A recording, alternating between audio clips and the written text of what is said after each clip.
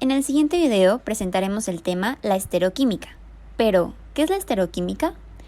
Esta es el estudio de los compuestos orgánicos en el espacio. Para comprender las propiedades de los compuestos orgánicos es necesario que consideremos las tres dimensiones espaciales. Las bases de la estereoquímica fueron propuestas por Jacobs van 't Hoff y Lebel en el año de 1874. De forma independiente, ellos propusieron que los 4 sustituyentes de un carbono se dirigen hacia los vértices de un tetraedro, con el carbono en el centro del mismo.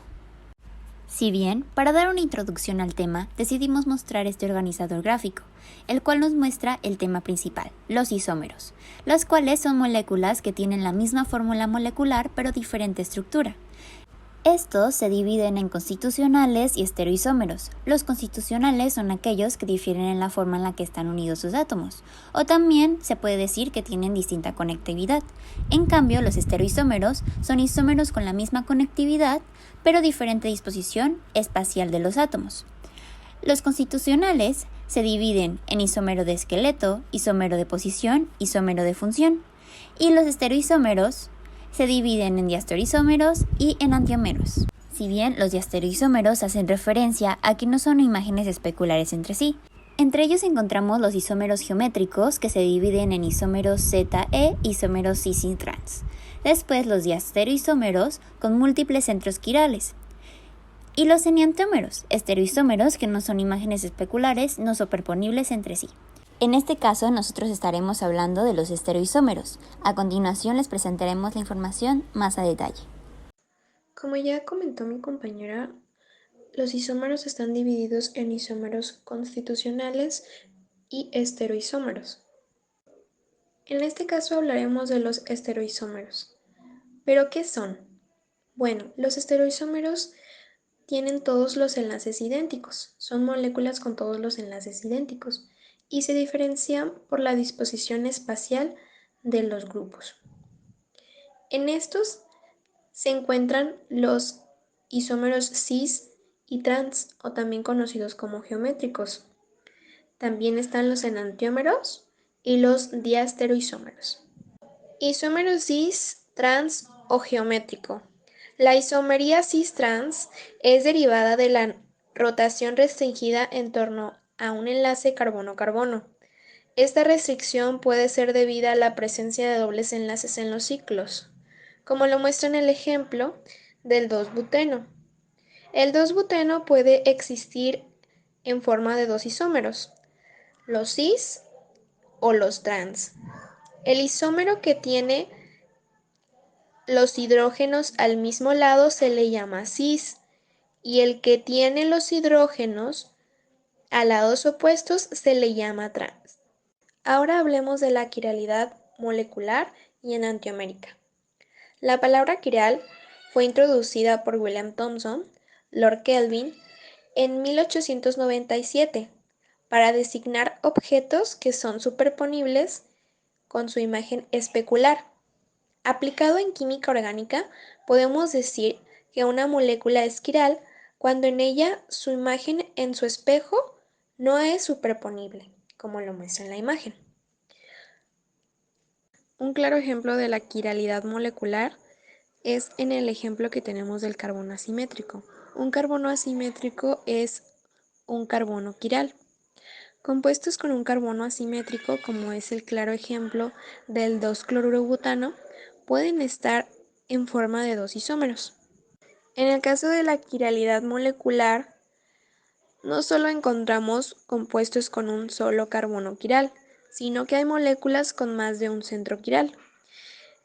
El número máximo de estereoisómeros que se encuentra en una molécula puede calcularse con una fórmula muy simple, 2 por n, donde n representa el número de carbonos asimétricos, así como la molécula con dos centros quirales presenta 4 estereoisómeros.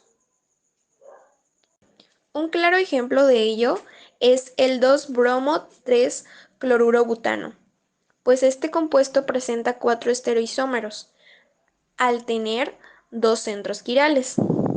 Esto nos da como resultado que se clasifican en dos parejas de enantiómeros. Así como mencionó mi compañera Paulet, existen compuestos con más de un solo centro quiral. Sin embargo, existen a los que denominamos compuestos meso, que son compuestos que, a pesar de tener centros quirales, el mismo compuesto es aquiral. Un ejemplo lo podemos encontrar con el siguiente isómero del ácido tartárico, que denominamos como 2R, 3S y 2S, 3R, que si lo observamos de manera más cercana, podemos observar que son idénticos. Y esto se puede ver más al rotarlos 180 grados. Esto es debido a que, a pesar de contener centros quirales, la molécula en sí misma es aquiral. Para nombrar enantiómeros necesitamos de diversos pasos. El paso 1 sería el dar prioridad a cada uno de los 4 átomos o grupos de átomos enlazados directamente al carbono asimétrico o quiral. Esto siendo que el más bajo siempre siempre deberá estar de la parte trasera del átomo o del compuesto, como por ejemplo o comúnmente se da es el hidrógeno. Después de esto daríamos, daríamos los consecuentes números desde el 3 hasta el 1, siendo el 1 el de mayor prioridad. Seguido de esto, orientamos la molécula desde la prioridad más grande a la más pequeña, es decir, desde el número 1 hasta el número 3, porque el número 4, al estar en una posición por detrás de la molécula o por detrás del plano, no se, no se toma en cuenta al momento de la cuenta. Asimismo, si el recorrido es en el sentido de si este recorrido es en el sentido de las manecillas del reloj, el carbono asimétrico tendrá una notación conocida como R. Sin embargo, si el recorrido es en el sentido contrario a las manecillas del reloj, dicha notación será S. Y como último paso, o más bien como un dato, es que cualquier enantiómero, sea R o S, visto en el espejo o hablando de su imagen especular, tendrá una notación inversa. Por ejemplo, si tenemos un enantiómero R, su imagen especular será S. Y viceversa, si tenemos un enantiómero S, su imagen especular será R. A partir de que hemos explicado el cómo se lleva a cabo una configuración para saber si es R o Z, daremos el siguiente ejemplo del 2-bromobutano. En este caso, el bromo presenta la mayor prioridad, representando el 1. Después, el grupo etilo tiene la siguiente mayor prioridad, el grupo metilo es la tercera prioridad y el hidrógeno representa la prioridad menor, siendo esta la cuarta. Por siguiente, si el grupo o átomo de prioridad menor está unido con una cuña entrecortada, se debe trazar la flecha desde el grupo o átomo de mayor prioridad hasta el de la segunda mayor prioridad. Tenemos que tener en cuenta que nuestro grupo de menor prioridad, en este caso el hidrógeno, siempre debe de quedar atrás para poder tener así una buena configuración. ¿A qué nos referimos con buena configuración? Esto quiere decir que para poder nombrarlo, el hidrógeno siempre debe de estar atrás, es decir, con su cuña entrecortada atrás. Una vez que se cambió, como podemos ver en la imagen, nos daba una configuración S, antes de cambiar el hidrógeno para atrás. En cambio, si invertimos los papeles, este ya no sería una S, pues el hidrógeno quedaría para atrás y este daría una configuración R. Bueno, ya vimos lo que son los estereoisómeros, que son isómeros que solamente difieren de su orientación de sus átomos en el espacio. También vimos los enantiómeros, isómeros con imágenes especulares. Sin embargo, pueden existir estereoisómeros que no sean enantiómeros. A estos se les clasifica como diastereoisómeros, que como ya mencioné, son estereoisómeros que no son imágenes especulares el uno del otro. Estos diastereoisómeros se pueden a su vez clasificar en dos grandes grupos. La isomería cis y trans, que a su vez se considera parte de una isomería geométrica, es decir, que estos diastereoisómeros difieren en su disposición cis y trans en un anilo, es decir, en un ciclo o en un doble enlace. pero también se encuentran los diastereoisómeros que tienen más de un centro quiral. Podemos ver ejemplos de estos en la diapositiva.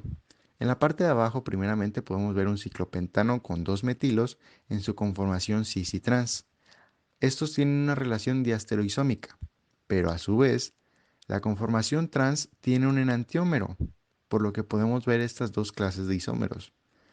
De la parte de la derecha, podemos ver enantiómeros con más de 2 centros quirales, que al girarlos en el espacio, también podemos girar solamente uno de esos centros quirales para resultar en otra molécula distinta, por lo que podemos tener relaciones diastereoisómicas entre ellos y entre los enantiómeros.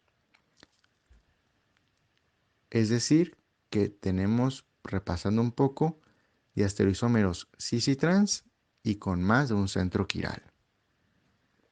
Aunque ya salieron en la diapositiva anterior, me gustaría añadir esta imagen como referencia para que podamos ver la relación entre los diferentes tipos de isómeros que estamos viendo. Se pueden apreciar los compuestos meso, los diastereoisómeros y los enantiómeros. Dando continuidad con nuestra ponencia, debemos preguntarnos entonces cuál es la verdadera importancia del estudio de los enantiómeros, puesto que hasta ahora solamente hemos visto el giro de la luz polarizada como la única diferencia que existe entre el enantiómero R y el enantiómero S. ¿Pero realmente valdría la pena tantos años de investigación y estudio si esta fuera la única diferencia? La verdad es que no, y el ejemplo más claro está en los sistemas biológicos.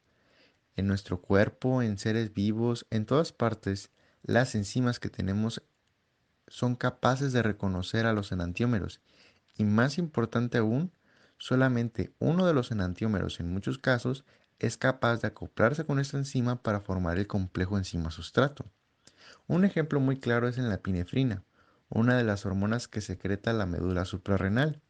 Cuando a un paciente se le administra epinefrina, que es sintética, la forma R, que es la forma que se sintetiza de manera natural en nuestro cuerpo, tiene un efecto estimulante y al igual que la hormona natural. Sin embargo, si nosotros no tenemos cuidado y le administramos la forma S, no tendrá un éxito significativo. Es decir, que es incluso ligeramente tóxica y podría tener consecuencias en nuestro paciente. En la industria farmacéutica es complicado y costoso el sintetizar un solo enantiómero. Es por esto que comúnmente los medicamentos los encontramos en diversas proporciones. En el caso de una proporción 50-50, encontramos las llamadas mezclas racémicas, en donde en igual proporción encontramos tanto al enantiómero R como el enantiómero S.